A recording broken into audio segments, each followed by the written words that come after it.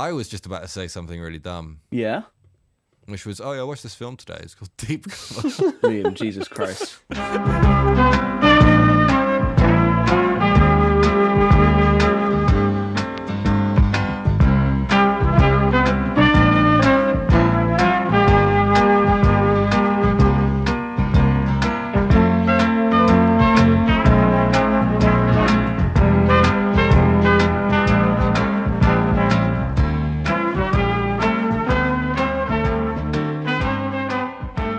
Welcome to Forever in Bloom, a exploration, investigation, and celebration of Jeff Goldblum's cinematic career.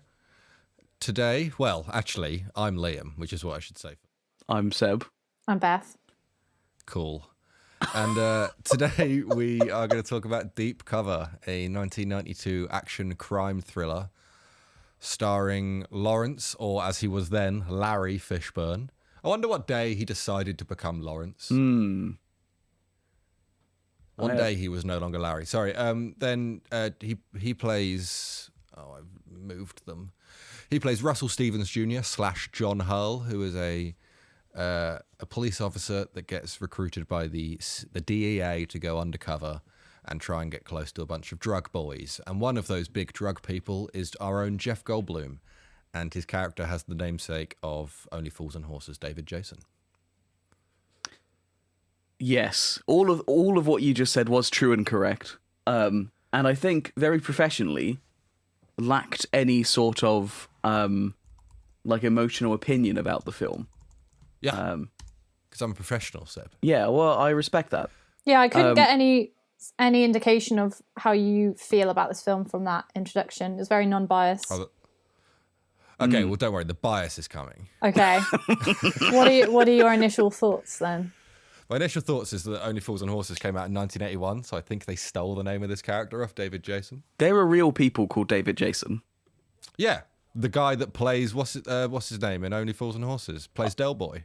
Yes, but there are there are other people in the world with that name. But this is a fictional person. It's not a particularly interesting standout out of the crowd name. I'd say it's a very is that kind of the point though? I guess because he's a lawyer / secret drug dealer. Yeah, he's just a run of the mill middle class rich white drug guy. Yeah. And to answer your question, Beth, not good. I didn't enjoy this at all. at all. Like at all. At all. It tricked me. Okay. This is a tricksy film because it tricked me into thinking that it would be good by having the tone of a lot of like the 90s crime thrillers that I fucking love. I mean, you got like Seven, Bone Collector, The Game, Usual Suspects, all of them like has the same kind of like gritty sort of 90s tone that the rest of those kind of thrillers did, but then I felt was like edited like shit and the story was a bit all over the place. I thought for the first 15 minutes I was going to like it. I know exactly what you mean, but I don't really enjoy crime thrillers anyway. It's just not a genre that really resonates with me. I find the kind of hard-boiled language just too kind of it just kind of washes over me. It doesn't really engage me emotionally. Yeah, but also like didn't lean into that enough for it to feel like that. It only just has the lead character just like talking in slam poetry half the time. I felt like everything was going to be punctuated with like a finger gun and a fucking wink, you know? Like Yeah, it felt like it was saying, we know what we're trying to be, you know what we're trying to be, and this is basically it. That's what it felt like it was saying. But then again, I don't think it actually achieves that well because there are so many other films in this genre, which is a genre that I normally really like.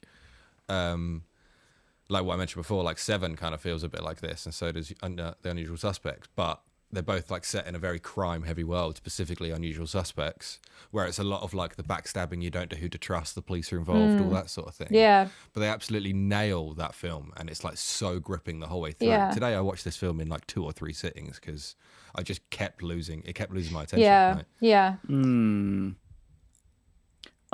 So one thing, this is a relatively critically acclaimed film. Lots of people like this quite a lot. Really?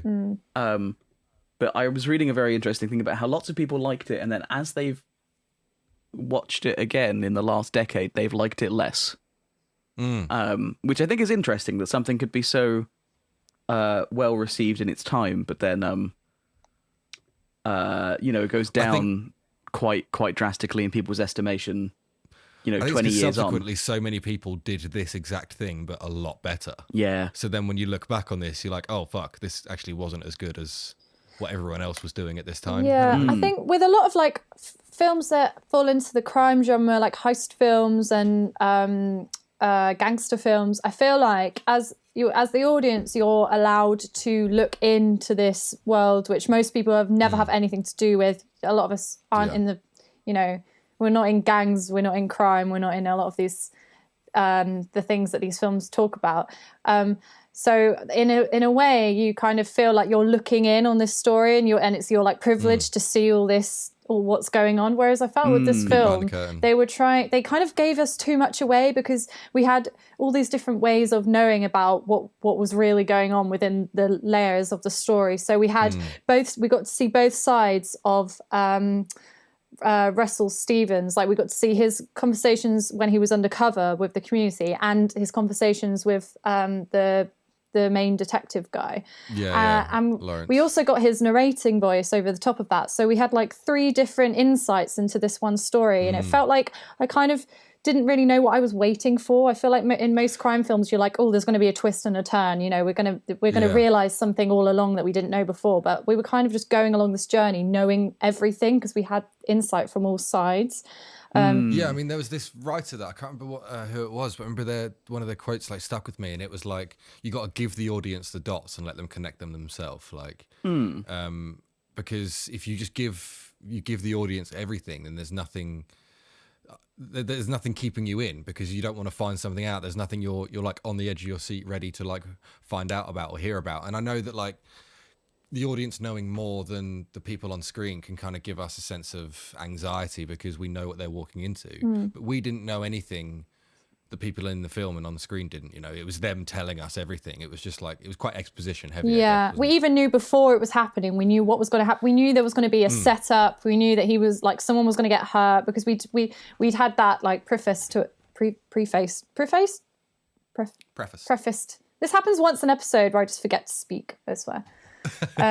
We'd been told like that the events, how they're going to pan out. So then you can kind of like put 2 and 2 together and go, okay, well it's going to take this route.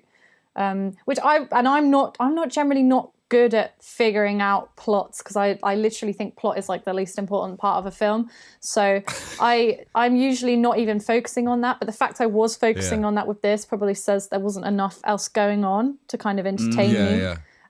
They relied just on plot, and there wasn't enough of that there. Yeah. It's a very like 90s feeling movie as well. Like, a lot of people are just doing stuff for the sake of doing something in a shot, Like, the first time we see Jeff, they're in a bar, and he's just like resetting this one pool shot like over and over again, and it's like he puts like the ball like 3-4 inches away from the pocket, and then like hits it in as if it's a trick shot, and then like lines it up again and again, and it's like, that's not how you play pool. Look, it could have fooled me, because I know nothing about it whatsoever. So you thought a game of pool is someone just moving balls and hitting them into one pocket from I just didn't read into it very much. I was just like, oh, he's doing a thing with a stick and a ball, I mean, I guess maybe this is the thing that started the rule, that every pub scene has to open with someone playing pool and like breaking on a snooker table or whatever. Yeah, you're every right. Fucking show and film ever. But I think there is one other thing that this leans on, other than the plot, which is that every character is a semi-offensive stereotype to some degree. Yeah, and they throw a lot of like very offensive language around just for the sake of it, just to be a bit edgelordy. It feels. It does feel a bit. It feels so. I think there's a really interesting line between something being like cynical and then something being skeptical of stuff. And I think cynicism inherently is meaner. It's like there's a cruelty to it. And I think this is one of those films that's like, one of the main takeaways from this is that most people are bad. Yeah. Is the kind of thing they're getting at. Which is not an energy I enjoy or appreciate. you want to have some redeeming qualities in your characters so people care about them. Yeah. Whereas like so many people got killed in this movie. For And I just no didn't give reason. a fuck about any of them. I think- I did not care about any of them. Yeah, I think Russell Stevens' redeeming quality was supposed to be the fact that he had empathy for the little boy who was the son of the woman who was obviously on crack, and that's why he like buys him some dinner. But it's only you only see that like maybe that in interaction between him and the boy like maybe 4 times maximum in the film, and one of them is the very like a 2-hour last scene film. where he's like obviously adopted him or something. But I think that was perhaps meant to be his redeeming quality. I feel like the setup for the film suggested that we were going to explore this world through the eyes of this incredibly complex character. You know, he's got all the odds stacked against him.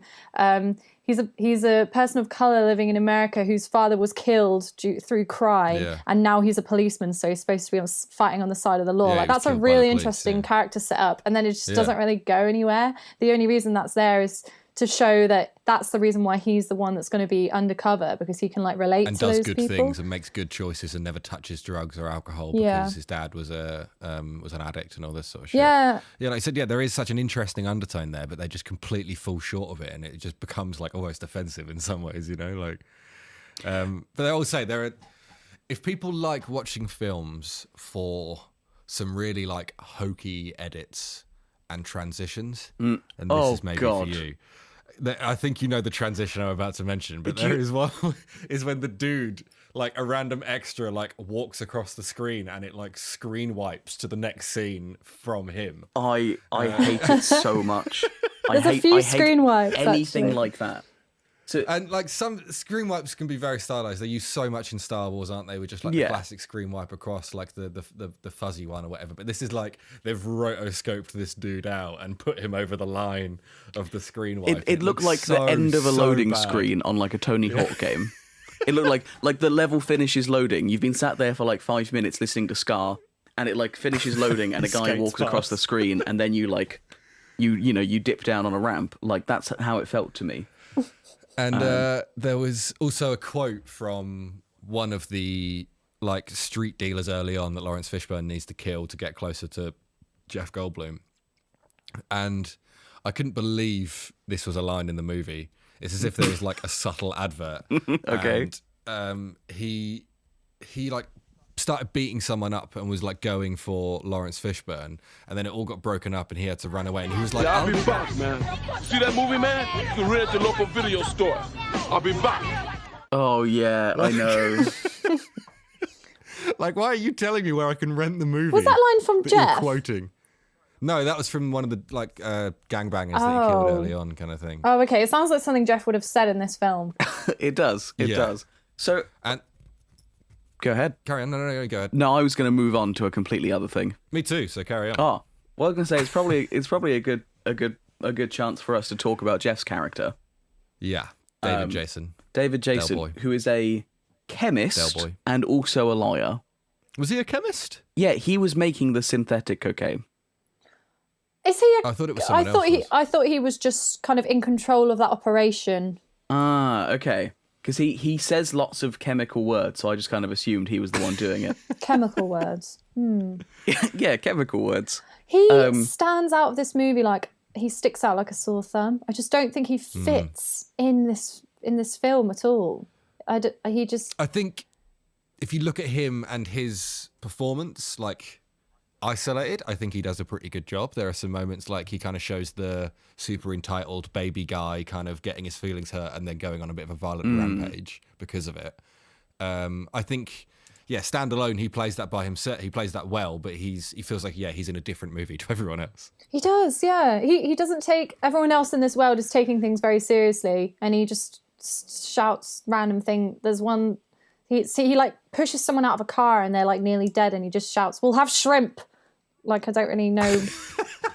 I don't really know. I struggled to like get into his brain in this. I don't really know what was going on. I feel like they cast him because they kind of wanted like a bit of a zany dude has that kind of charisma about him, but is also a bit on the edge. And I don't know if that was necessarily our boy's fault or if it was more the direction he was given, because there were points where, especially at the beginning, where I was like, this feels like some good Jeff energy, you know, when he was being a bit cokey and like dancing around and kind of having a laugh.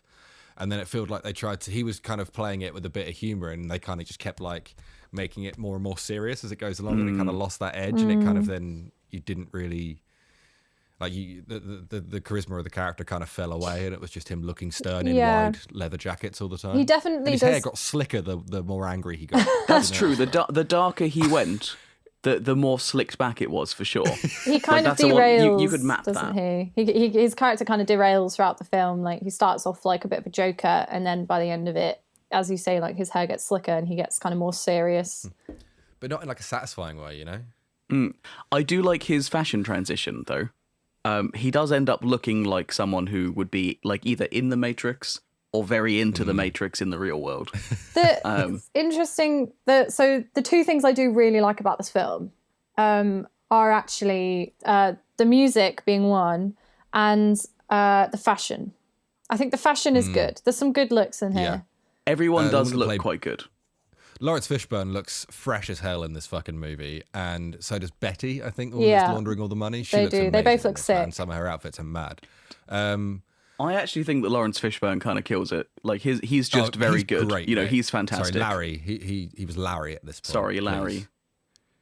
But Larry Fishburne. But no, I thought he did fantastic. Like, you could. So I have. Did we know this is based on a book? Nope. And it's a book written by an ex-DEA agent. And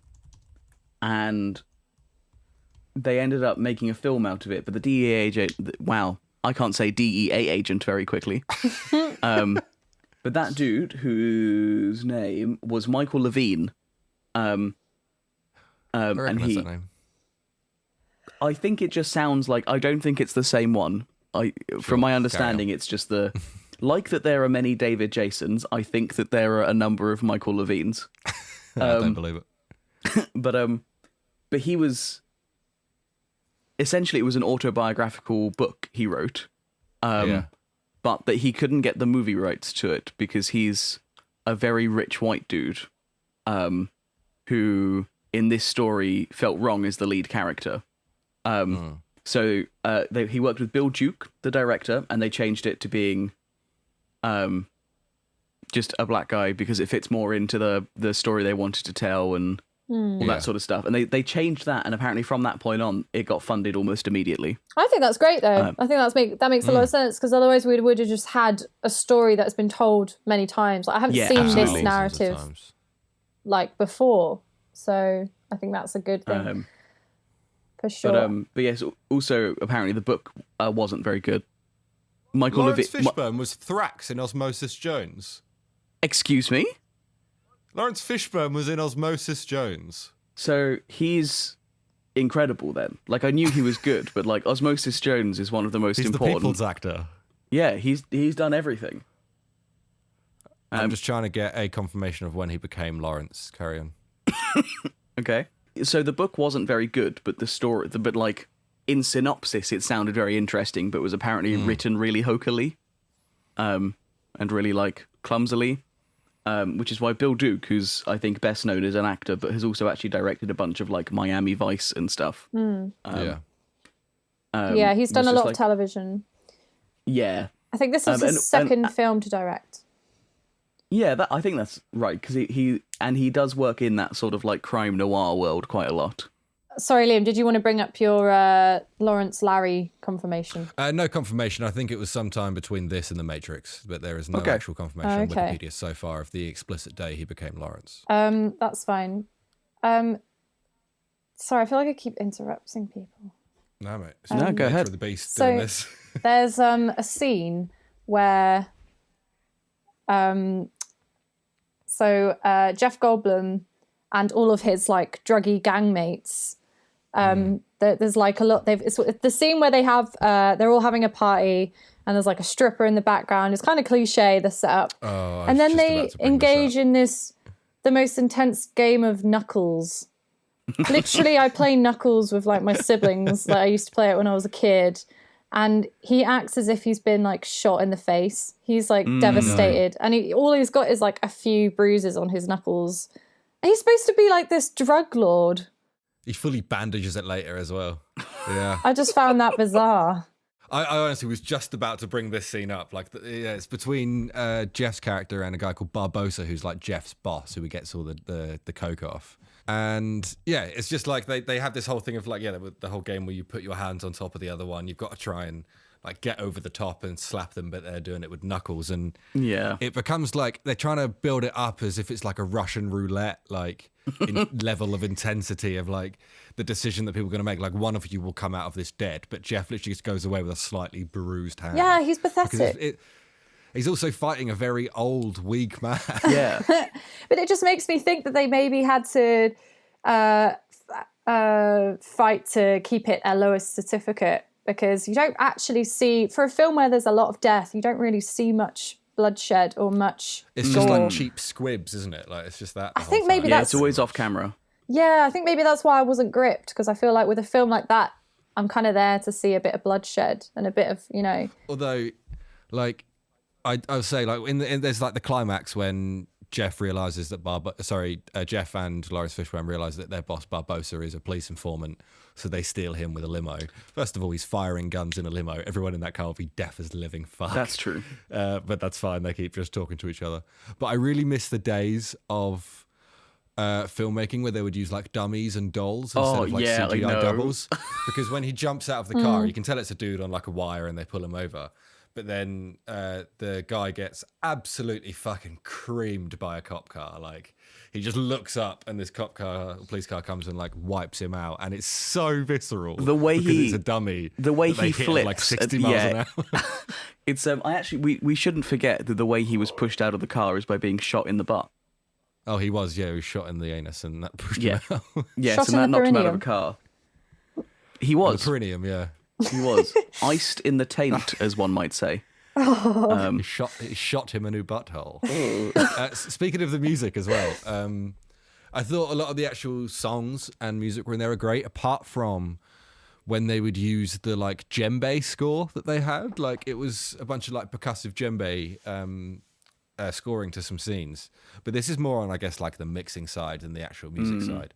It was so loud that like I struggled to pay attention to some of the conversations that were going on, because in my ears was like, and it's just like constant when they're just trying to have like a normal conversation about masks. And he wants 2 of the masks.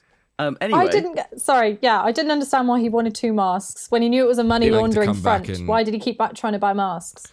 To come back and see her because he loved her. I think. Why do people never say what they mean in films? They never just say what they mean. Beth, you're a film writer. You tell us. I say what I mean. Actually, I don't, because I haven't written a film that has dialogue in yet properly. That's true. There's the no whole film dialogue. we've just made has no dialogue. But speaking of things that I don't have a good segue. Jeff's in this for 38 minutes. 38. Which is not bad, I less guess. than half. But, yeah, it's an hour and 48, I think. Yeah. There were multiple times where I thought this film was about to end, and then there was like a long time left.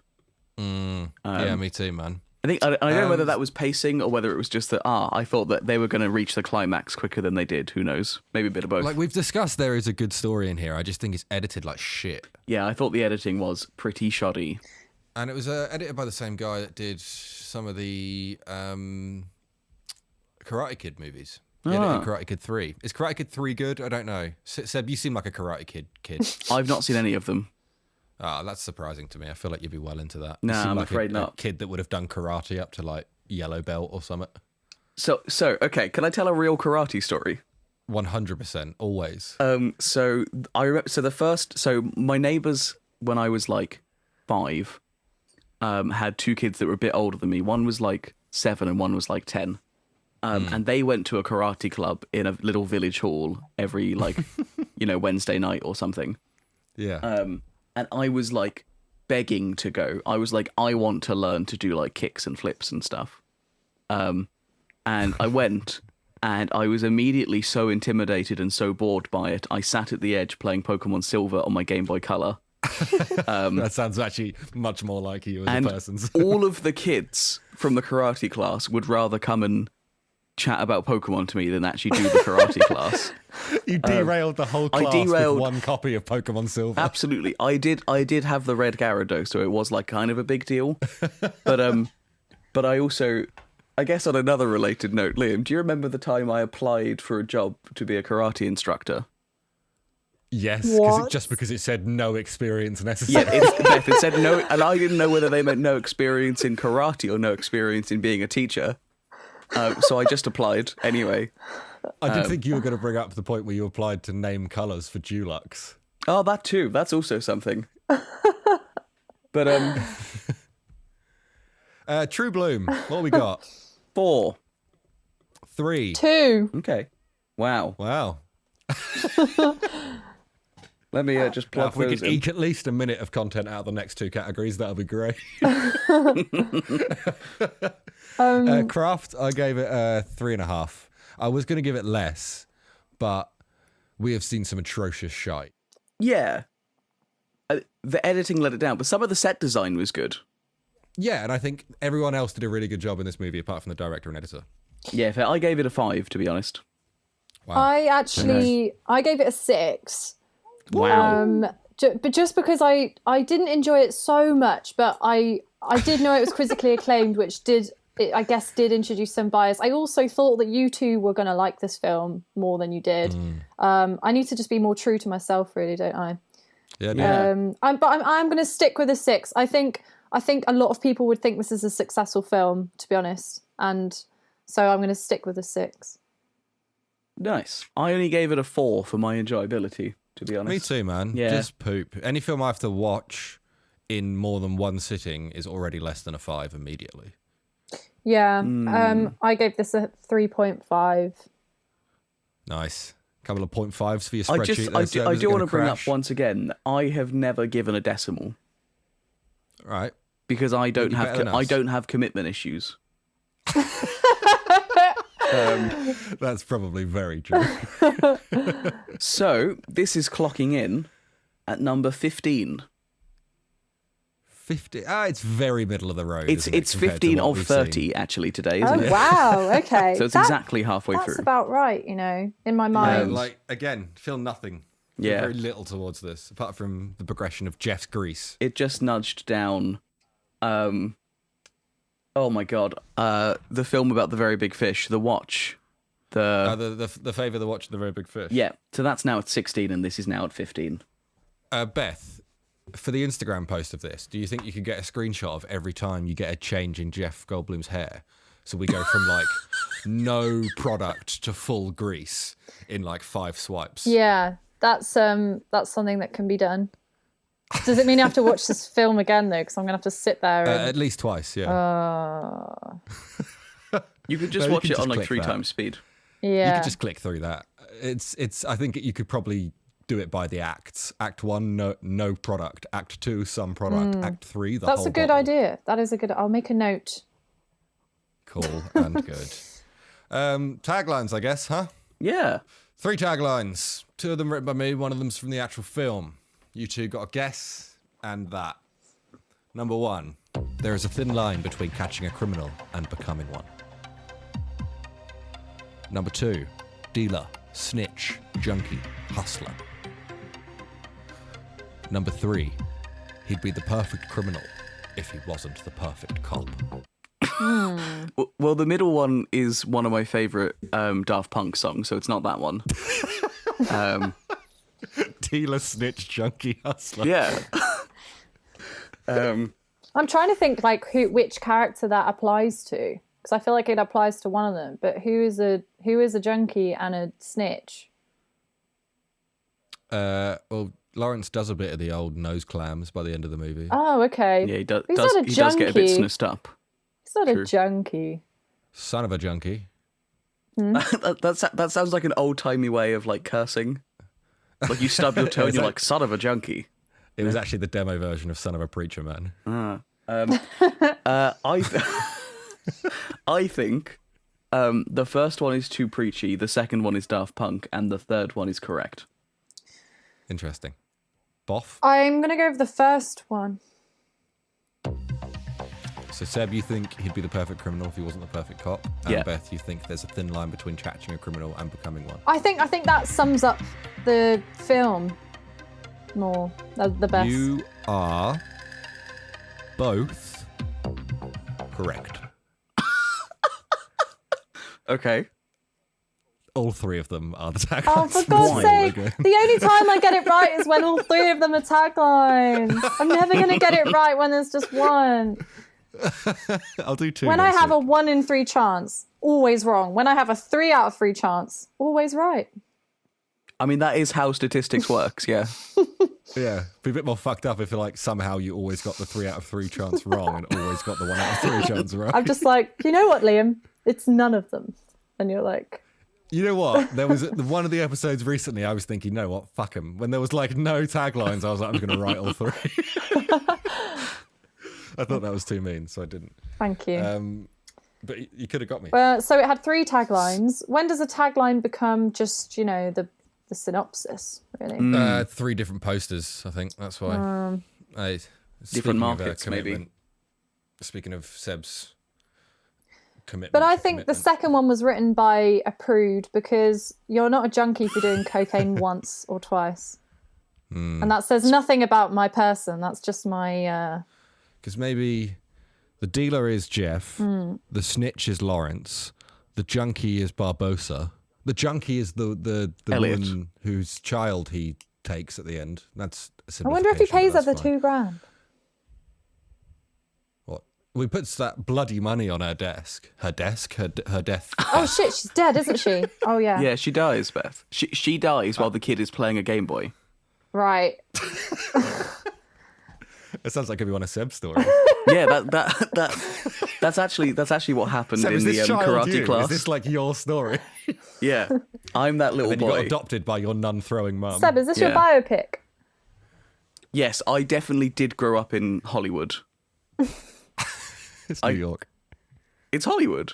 Yeah, it's LA. I thought it was New York. Definitely Liam, LA. they do a long pan of the Hollywood sign. Yeah, well, I wasn't paying enough attention, was I? I find this a lot easier when I do pay attention, and I really struggle to pay attention in this film. But last week, I paid attention because I really liked the film. So I'm going to try harder to like the film more, which is quite hard, really. Nice. Sometimes they don't give us much of a choice, you know? Yeah, Yeah. you This for me you was one can't of choose to make a film from like 20 years ago better, 30 years ago better. Seb, Yeah? go on, mate. Give us the Blum. Give us the Blumiverse.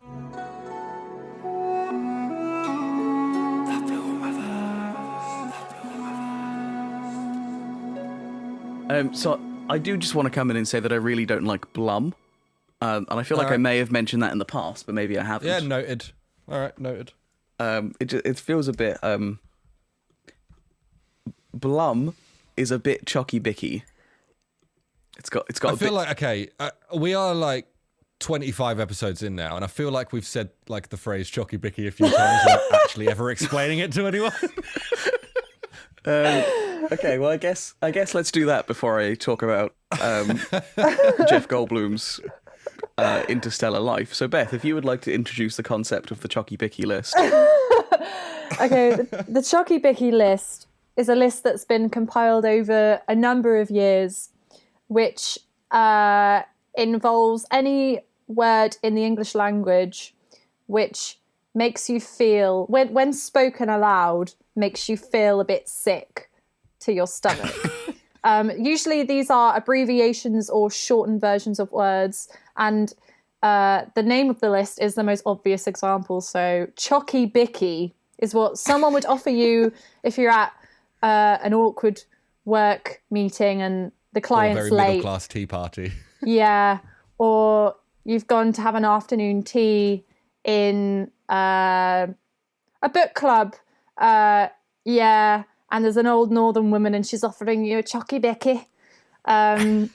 So there's a number of words that are on the list. And, funnily enough, our good friend Tash the other day told me that she introduced her 2 housemates to this idea. And when she came down the next morning, on the table, they'd written a full list of chocky bicky words. That's beautiful. So it's You spreading. found The your word is people then, spreading. don't you? I've introduced my new housemates to it as well. They understand the chocolate list Everyone, as well. this It's is the becoming a thing. growing thing. Everyone gets it straight away. Everyone and I get emails and messages and calls all the time from people going, Beth, I've got a new one for the chocky bicky list. How about this? Okay, so foreverinblum@gmail.com if you have any additions to the chocky bicky list. Let's all go around now and say one word that they think, whether it's on there already, one word that strikes them as a chocky bicky list. Mine is tummy. That's My a good tummy word. hurts. Yeah, Seb, that face response was right. Yeah, I just clenched my teeth in a way I don't appreciate, but I really didn't like it. I'm going to go ahead and offer champers. Oh, that's a great one. Oh yeah, That that's is a great very one. good one. My favourite one of all time is brolly. Because I hate the way it sounds, and I hate saying it, and I hate it when it's raining, Brolly. and as soon as it rains, you know someone's going to use it that day, and it just It's not nice to get your mouth round, is Brolly. it? Brolly. Because you got to do some work to get round. But that. I will. Yeah, it's I'll like find you the put whole a large list. stale cupcake in your mouth. Seb, go ahead. So, as we established last time with Beth, he does land on Earth as an egg and then rapidly ages into being a grown man. Yeah. Sure. Sort of We're imitating. sticking with this, are we? It's been said. I can't go back and erase that episode. So that's part of how it works now. And if we agreed that as he rapidly ages, he just starts encompassing all of the things that are around him so that he fits in. Yeah. I have to assume he was just sort of like airdropped in and like landed with a splat. Quick question: is it a wet or a dry egg? I can't remember. I've been assuming wet. Yeah, it's it's one of those alien eggs course that you you buy would. from Hawkins Bazaar. We established that last week. Oh yeah, nice and viscous. Yeah. Continue. Yeah, sticky. Don't use that. Don't do that. What I can't say the word sticky. No, don't do that. Okay, well it's it's tacky. But so I feel like this was part of we know that the simple thing, we know that he's been trying to become the best at all human endeavors. Of course. And he's clearly a very good lawyer in the way he was able to do, and not in the traditional sense, not in the the good guy lawyer sense, but in the he knows exactly who to bribe and how much to just get things, to get charges dropped. He was in that court case for like less than 5 minutes. Right. And then I think he's been, at some point during this period of his life, he's been excommunicated from wherever he comes from, and he can't get resources anymore. You're saying he's an exile. He's like an Invader Zim. He's like full exile from his home planet. I don't think he is usually, but I think maybe this time, maybe a communicator went down. I don't know what happened. But I feel like usually he has enough resources to survive, and maybe this time he didn't. Which is why he got into the dope game. Right. And I think the reason This is a he's Jeff so at the end of his obsessed. wick. Yeah, this is a Jeff that's struggling, and I think this is probably somewhere between. This is probably the peak of his dark period in terms of like going through being a street rat and a base criminal. This is him like higher in that scheme of power. That from like 20 films ago. I think the reason he's very into the idea of all of that money at the end is, I mean, who wouldn't want $115 million? I would, personally. But I think the reason he sort of loses his mind about it is that he realizes that with that money, he can do whatever he wants. Yeah. He can, I think we also can't forget that he's been a lawyer in this. He's actually a lawyer. So maybe he's so downtrodden because he's finally learned about the complete uncontrolled fuckery that is the American justice system. He goes full renegade about it. Yeah, he then is like, well, I'm gonna change this shit one nose clam at a time. Yeah, one little snus dip by one snus dip. Yeah, that tracks. Sure. These are getting more and more out of hand, I have to just say. Look, some of think them that's are easier than others. Okay, It's more and more a reflection of like the mental state of the hosts, I believe. I mean that too. Well, Liam, what's your golden bloom? Oh shit, Golden Bloom. When in his last shots before he was shot, when he was at like peak Grease, he looked very wide, and I quite liked that in the jacket he was wearing because his head was all slicked back. Yeah. His head was small, and he has very broad shoulders. Real and broad because shoulders. It's the 90s, early 90s, he still had shoulder pads, so he looked fucking wide. An Yeah, observation. a wide boy. Liam, you always talk about Jeff Goldblum. You always describe him as if he's an inanimate object. You always use words like wide and He is quite small. And His hair can be small. His hair was small in the last movie. it's just odd. Okay. Do not restrict my language, Beth. I struggled Seb. to choose Sorry. a golden bloom, I'll be honest. Because I forgot until just now. So well, okay, well that's good on you. This is your bit. But so we were talking about the playing Knuckles game. yeah. The way he gets so angry and strides out of that room, like kicking over stools and chairs and things. And he like goes out of his way to kick one as well. It's Yeah, like like he kicks walked one and then over to it one's and then like kicks slightly it. out of his path, so he properly like stretches to kick it over. Yeah, like I appreciate. We've seen that he can throw some good tantrums, and I feel like we got another good tantrum here. I feel like we've got a bigger tantrum coming though. I feel like we haven't hit peak tantrum yet. Yeah, at some point he's gonna like burst, but I would have liked Jeff to do the voices in Look Who's Talking To instead of John Travolta, but that's a qualm for another day. that's a film I've not seen. Why are you even doing this, mate? I've not even seen the first one, actually. You haven't seen anything, have you? Yeah, What, Beth? Why did we ask him to do this, man? I've seen Deep Cover. I've seen This may have been Seb's idea in the first place. I mean, but I've seen The Player. why did we ask him to do it? So we I've- can't just list the films we've watched together. I've you seen dick. Fathers and I look at you, Sons from I can see you 1990. scrolling through the Excel spreadsheet. Shut that laptop. I have seen Sleepy Hollow. All right, so I'm just going to slowly fade Seb's voice out here. He can carry on listening. No, it's films fine. if he Don't worry wants. about it. I'm just going to slowly leave that in the background. I think we're at the end anyway. So I need to. Thank you very I much. need to say my golden bloom. Oh fuck! That was obnoxious. Yeah, Liam, I was. It was rude. You suck. I call myself a feminist. Yeah. What the hell? It's fine because I don't have a voice and I don't deserve to be here or take up any space, so it's fine. Well, at least you know. Episode 30 and Beth has found her place. Wait, no, is this what episode is this? This is Like 25. I 25. think. Yeah, Okay. it's Well, Ep 25, film 30. my golden bloom is I can't believe I just volunteered to like say it anyway because I Yeah, hate man. doing this. You could have got out of It shows this. how much you guys have just like conditioned and like ground me down over the months. I'm just like this passive little like Jeff flag waving weird little fiend. Okay. You signed up for this. There's a moment when so he's basically having sex with a woman and Russell Stevens like bangs on the door and he comes out and he's like half dressed and it entertained me because obviously the script was just like mumbles to woman because he just absolutely is chatting like it's not even English. It's like completely post-verbal. It's just like absolute gobbledygook. It's like pure trash. And that's my golden bloom because you don't even know That's a what he's very good saying. But it's phrase. quite entertaining. That's a really good adjective. I think that's one thing you could always use to describe Jeff is post-verbal. Yeah. Yeah. I like that. Yeah, that's a good way to end under this note. Anyway, so thank you everybody for watching. Nope. Nope, you haven't been. You've been listening, watching with your ears. It's the same. Next film we have. I had it up and it's already gone.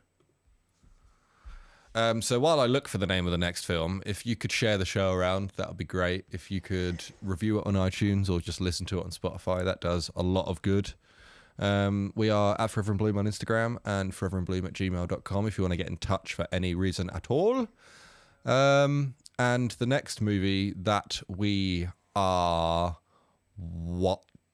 watching, there it is Shooting Elizabeth.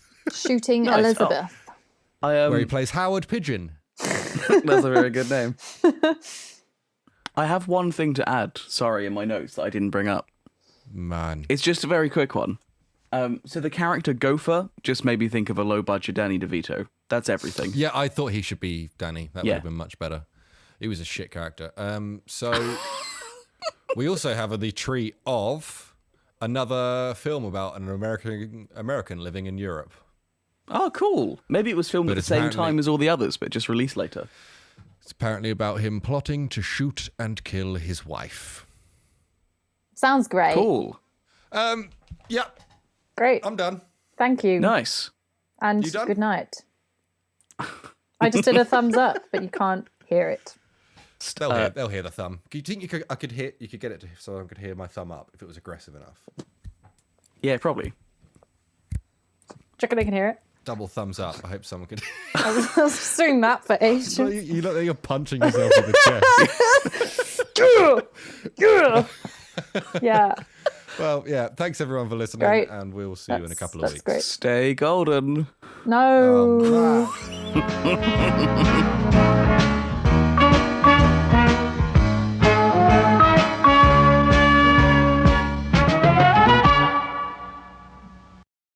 Nice.